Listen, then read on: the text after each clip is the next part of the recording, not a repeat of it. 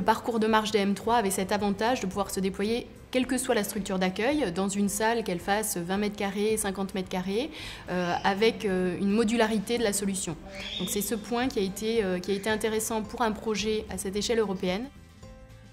C'est un kinésithérapeute qui travaille dans une maison de retraite, qui a eu l'idée en fait de créer un parcours de marche qui soit reproductible. Pour le premier tapis, donc qui est essentiellement de la marche pure, on va dire, je l'utilise essentiellement pour les gens qui ont chuté et qui ont cette appréhension de chute.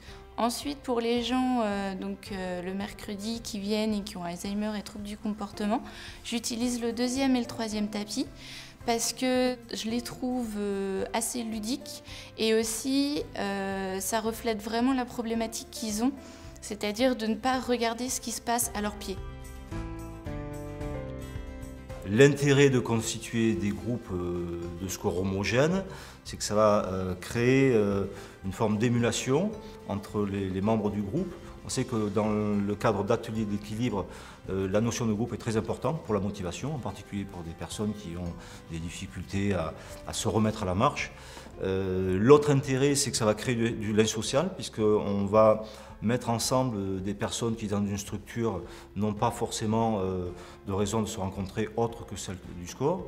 La solution des M3 permet aux résidents d'acquérir un maintien de l'autonomie, de maintenir leur autonomie avec l'aide du personnel soignant. Alors évidemment, ça peut être un personnel soignant spécialisé, type ergothérapeute, type psychomotricien, mais aussi avec du personnel soignant type aide-soignante, infirmière, qui peut accompagner les résidents assez facilement dans ce parcours de marche, dès lors qu'ils ont été formés à l'utilisation du parcours.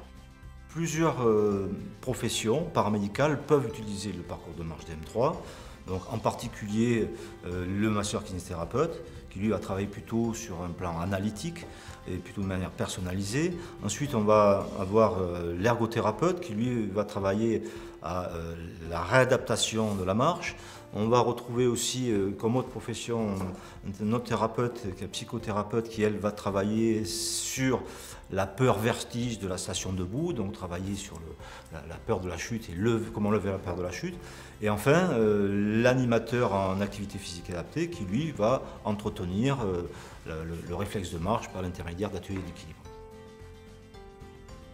C'est vraiment un bon auxiliaire et je l'utilise vraiment très bien parce qu'il est complet et c'est ce qui manquait pour la personne âgée et pour la chute, parce que le kiné, bon, c'est de la rééducation, c'est de la marche, c'est musculaire, alors que moi, comme c'est sur vraiment l'ensemble du corps et aussi un bien-être pour la personne, c'est un appui génial.